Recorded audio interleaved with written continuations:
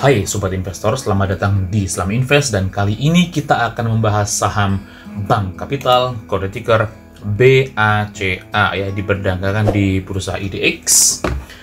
Ini adalah situs resminya, kita lihat dulu di situs resmi dari Bank Capital ini. Ya, biasa ya, standar, tidak ada yang terlalu mencolok. Mari kita lihat sekilas mengenai Bank Capital. Mengenai sejarah Bank Capital, kita ambil langsung dari situs resminya. Didirikan pada tahun 1989 dengan nama Bank Kredit Lyonnais Indonesia. Kemudian di tahun 2004, Bank Kredit Lyonnais Indonesia berubah nama menjadi Bank Capital. Di tahun 2007, Bank Capital melaksanakan penawaran umum perdana atau IPO ya. Di tahun 2009, Bank Capital kembali menerbitkan penawaran umum terbatas atau PUT pertama, dan di tahun 2013 menerbitkan penawaran umum terbatas atau PUT kedua. Di tahun 2014 menerbitkan penerbitan obligasi subordinasi, dan di tahun 2015 menerbitkan lagi penawaran umum terbatas atau PUT ketiga dan penerbitan obligasi subordinasi ketiga. Kayaknya salah tulis nih. Penawaran umum terbatas ketiga dan penerbitan obligasi subordinasi harusnya kedua ini ya. Kan nih, penerbitan obligasi subordinasi pertama di tahun 2014, penerbitan obligasi subordinasi kedua harusnya dua nih di tahun 2015, dan penerbitan obligasi subordinasi ketiga di tahun 2017 ya. Ini adalah sekilas mengenai sejarah Bank Capital dari mulai berdiri sampai di tahun 2017. Kita lihat harga sahamnya. Sekilas lagi nih, menurut Google, Bank Capital Indonesia atau lebih dikenal sebagai Bank Capital adalah sebuah bank yang berdiri sejak tahun 1989 dan berkantor pusat di Jakarta. Berdiri pada tanggal 20 April 1989, sebelumnya adalah perusahaan patungan antara Kredit Lyonnais SA dan Bank Internasional Indonesia ya. Dari IPO-nya itu sendiri sudah cukup lama ya Sobat Investor. IPO-nya itu tahun 2007, sudah cukup lama. Coba kita lihat IPO-nya menurut situs Indo Premier. Nih, tanggal IPO-nya itu di tanggal 4 Oktober 2007 dan harga sahamnya pada saat penawaran umum perdana itu sebesar Rp150 per lembar saham, tapi sudah melakukan beberapa kali stock split ya atau right issue tahun 2009, 2013 dan di 2016. Kita lihat harga sahamnya ya Sobat Investor. Di hari bursa 15 Maret tahun 2021 ini sepertinya sedang digembok ya, tidak ada pergerakan, yaitu tetap saja di angka Rp775 per lembar saham. Dalam 5 hari ternyata sudah naik sebesar 5,44%. Dalam 1 bulan sudah naik cukup tinggi Sobat Investor, sampai 46,23%. Wow, bayangkan dalam 1 bulan naik 46% Sobat Investor, sangat tinggi sekali. Dan dalam 6 bulan sudah naik sebanyak 94,72%. Ini perhatikan Sobat Investor, nih chart khas sekali bank-bank mini ya. Dalam 1 tahun itu grafiknya cenderung sideways ya, landai saja, kemudian dalam beberapa minggu terakhir tiba-tiba melonjak drastis sampai ratusan persen ya. Khas sekali saham-saham bank mini. Harap berhati-hati Sobat Investor ya kalau melihat chart yang seperti ini. Masuk boleh silahkan kalau Sobat Investor sudah melakukan analisis, terutama analisis teknikal ya. Kalau saham-saham yang model seperti ini biasanya fundamentalnya masih belum bagus, jadi cara untuk menganalisis saham-saham bank mini seperti ini adalah dengan menggunakan analisis teknikal.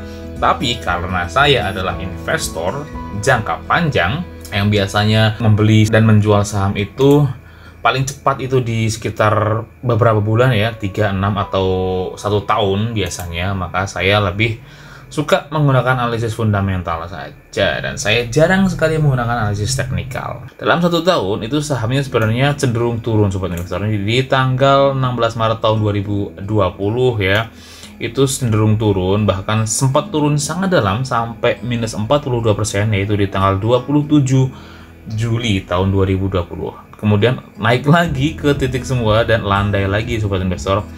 Bahkan ini di tanggal 3 Februari tahun 2021 itu harga sahamnya masih minus 20,83% ya sejak tanggal 16 Maret tahun 2020. Lalu tiba-tiba harga sahamnya langsung melesat sangat tinggi sampai profit sekitar 73,96%, dan sekarang sedikit turun sampai menjadi 61,46%, sobat investor. Berita tentang Bank Kapital Indonesia, yaitu kenapa tiba-tiba melonjak sangat tinggi, itu salah satu alasannya karena ini, sobat investor. Berita tanggal 9 Maret tahun 2021 itu karena Bank Kapital Indonesia itu berencana melakukan transformasi menjadi bank digital ya. Meskipun tahap digitalnya sendiri kita masih belum tahu seberapa digital ya, karena berdasarkan berita ini dari situs bisnis.com, itu dalam public expose pada tanggal 8 Maret tahun 2021 Bank Kapital akan meluncurkan KRIS dan cardless. Karena sebenarnya KRIS itu sendiri sudah lama ya ada di Indonesia, bahkan beberapa bank besar, kebanyakan bank besar di Indonesia seperti Mandiri dengan Mandiri Online-nya juga sudah ada KRIS, terus juga ada BCA juga ada KRIS. Mungkin itu yang saya pakai ya, saya pakai Bank Mandiri sama Bank BCA, dan keduanya sudah ada KRIS, padahal mereka merupakan bank-bank yang sangat besar dan mapan. Tapi ketika Bank Mini seperti ini baru akan melaksanakan KRIS, itu menurut saya juga sedikit agak telat ya, karena bank yang sudah mapan sendiri sudah banyak yang mengadopsi fitur KRIS ini. Dan cardless, kalau cardless ini juga sudah ada dari sekitar 2015 sampai 2017 ya, yaitu yang dilakukan oleh Bank BTPN dengan Genius-nya, itu bisa menggunakan cardless, yaitu semacam kartu ATM yang bisa difisikkan atau bisa dengan digital ya. Saya juga merupakan salah satu pengguna dari Genius sejak tahun 2016 ya kira-kira, jadi cukup nyaman dengan cardless, yaitu kartu ATM digitalnya. Jadi sebenarnya kalau dibilang bank digital, mungkin Genius sudah jauh lebih dulu melakukan itu sebelum heboh mengenai bank-bank digital seperti ini. Jadi kalau tahapannya masih berupa KRIS dan cardless, menurut saya sudah banyak yang melakukannya sejak beberapa waktu yang lalu, sobat investor. Next, kita lihat dari fundamentalnya saja langsung. Ini laporannya baru dikeluarkan sampai kuartal ketiga tahun 2020 ya, kuartal keempatnya masih belum keluar. Dengan harga saham yang terakhir itu diperdagangkan di harga 775, itu naik sangat tinggi dari tahun sebelumnya ya, dari kuartal ketiga tahun 2019 itu harganya sekitar 272, tapi sekarang melonjak drastis sampai 775, yang artinya naik sampai beberapa ratus persen ya. Hanya melakukan stock split atau penambahan saham itu hanya satu kali, yaitu di tahun 2015, yang mana lembar saham yang beredar itu sebesar 6,3 miliar lembar saham. Kemudian di tahun 2016 naik menjadi 7 miliar lembar saham, dan sejak tahun 2016 sampai sekarang masih tetap ya 7 miliar lembar saham.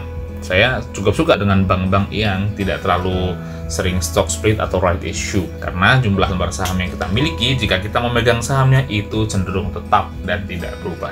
Dan market capitalnya ini ya terlihat ya, karena memang harga sahamnya yang melonjak drastis, otomatis market capitalnya juga melonjak sangat drastis ya. Di tahun 2019 kuartal ketiga itu market capitalnya sebesar 1,9 triliun, sedangkan sekarang di kuartal ketiga tahun 2020 ya, menurut laporan keuangan terakhir itu market capitalnya melonjak sampai 5,4 triliun. Itu sangat signifikan penambahannya, sobat investor. Dengan kasnya juga ternyata bukan cuma sekedar market capitalnya ya, tapi ternyata kasnya juga meningkat dari 69,1 miliar di kuartal ketiga tahun 2019 menjadi 127 miliar ya di kuartal ketiga tahun 2020.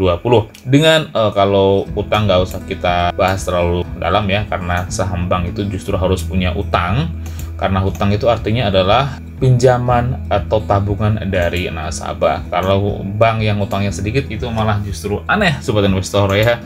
Jadi nasabah yang melakukan tabungan juga tidak banyak artinya. Next, kita lihat revenue-nya. Revenue-nya itu ternyata cukup besar, surprisingly cukup besar, sobat investor, yaitu sampai 1,2 triliun ya untuk sebuah bank yang market capital 5,4 triliun, artinya ini revenue-nya cukup besar.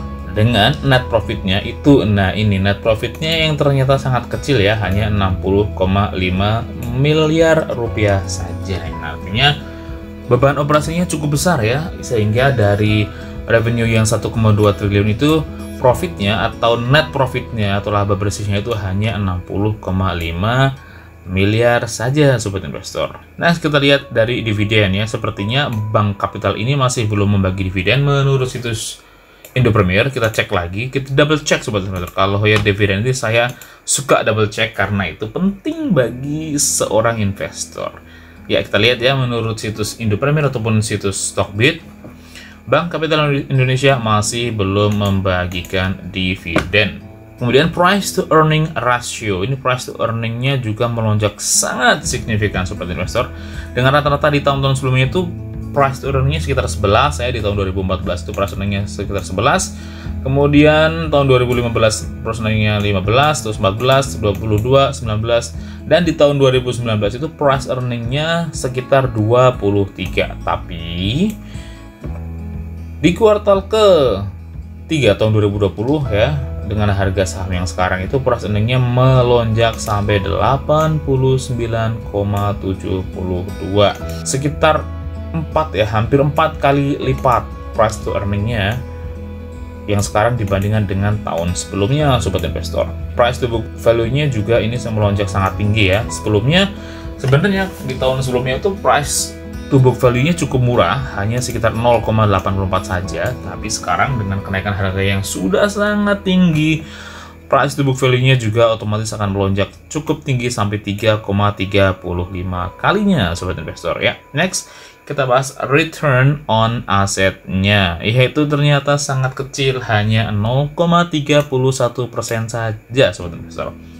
Dengan return on equity-nya juga 3,73, itu sangat kecil ya untuk return on equity-nya.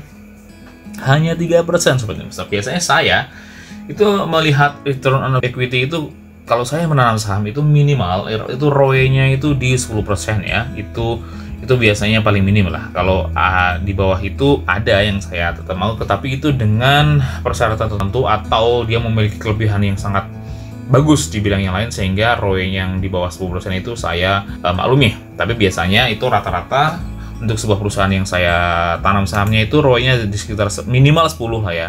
Apalagi kalau ROE-nya di atas 20 itu artinya adalah pertanda yang sangat bagus. Artinya perusahaan tersebut sangat mampu untuk menghasilkan laba. Tapi dengan Bank Kapital ini yang ROA-nya cuma 0,31% dan ROE-nya cuma 3,73%, itu artinya secara profitability Bank Kapital ini masih kurang bagus sobat investor ya. Oke, jadi kesimpulannya gimana? Menurut saya pribadi, untuk menanam saham jangka panjang di Bank Kapital menurut saya belum saat yang tepat ya, karena pertama, Bank Kapital ini masih belum membagi dividen, dan seorang investor, terutama investor jangka panjang, itu sangat concern atau sangat peduli terhadap dividen ya, karena dividen itu penting. Kalaupun harga sahamnya itu naiknya tidak terlalu signifikan, tetapi selama perusahaan tersebut membagikan dividen, itu masih sangat bagus bagi seorang investor ya. Tapi kalau perusahaan itu tidak membagikan dividen, boleh nggak? Boleh saja sobat investor, tapi dengan syarat biasanya perusahaan itu boleh tidak membagi dividen, tapi kalau dia memiliki tingkat pertumbuhan revenue yang cukup signifikan, yaitu meningkatkan pendapatan, atau return on equity-nya juga gede, atau minimal ya revenue-nya itu gede, tapi kita lihatin revenue-nya itu hampir tidak berubah. Jadi secara growth atau pertumbuhannya juga tidak bisa dibilang perusahaan yang memiliki growth yang bagus, tapi juga dividennya juga masih belum ada. Jadi untuk saya pribadi, saya tidak terlalu suka saham seperti ini, dan saya hanya akan melihat saja dari kejauhan dan belum akan membeli sahamnya. Tapi sobat investor, jika ingin membeli sahamnya boleh nggak? Ya boleh saja, tapi tidak cocok ketika membeli sahamnya dengan analisis fundamental ya. Kalau kita ingin membeli saham-saham bank mini seperti Bank Kapital ini, pastikan sobat investor sudah melakukan analisis teknikal ya. Tapi kalau untuk jangka panjang, itu secara fundamental masih belum bagus, dan jauh lebih bagus ketika kita membeli saham-saham bank yang besar sekalian ya, seperti Bank Mandiri, Bank BCA. Itu selain mereka sudah membagikan dividen, juga kenaikannya juga cukup stabil, meskipun ia tidak sefantastis bank mini seperti ini ya. Dalam 1 tahun kenaikannya sampai, ini dalam 6 bulan ya, dalam 6 bulan itu kenaikannya sampai 94%. Jangan harap bank-bank besar itu sampai kenaikannya sampai di atas 50% atau mendekati 100%, itu sangat jarang terjadi. Tapi di sisi lain itu juga berarti keamanan dana yang kita tanamkan. Sedangkan di perusahaan-perusahaan bank kecil seperti ini, memang kalau kita lihai atau kita memiliki analisis yang sangat bagus, kita bisa untung sangat tinggi ya, sampai 100% lebih. Tapi kalau kita melakukan analisis yang ternyata tidak tepat, itu juga bisa saja nyangkut ya. Jadi hati-hati, pastikan investor tahu apa yang investor beli dan beli yang sobat investor tahu. Oke, itu menurut saya. Bagaimana menurut sobat investor semua? Tuliskan pendapat kalian di kolom komentar, klik like dan share jika kalian menyukai video ini, atau dislike saja jika kalian tidak menyukai video ini. Dan jika kalian memiliki request saham apa yang ingin dibahas selanjutnya, silahkan tuliskan juga di kolom komentar. Dan bagi yang belum subscribe, pastikan klik tombol subscribe dan nyalakan loncengnya agar terus mendapatkan update terbaru dari Islam Invest. Oke, cukup sekian saja video kita kali ini. Sampai jumpa di video selanjutnya. Salam investasi.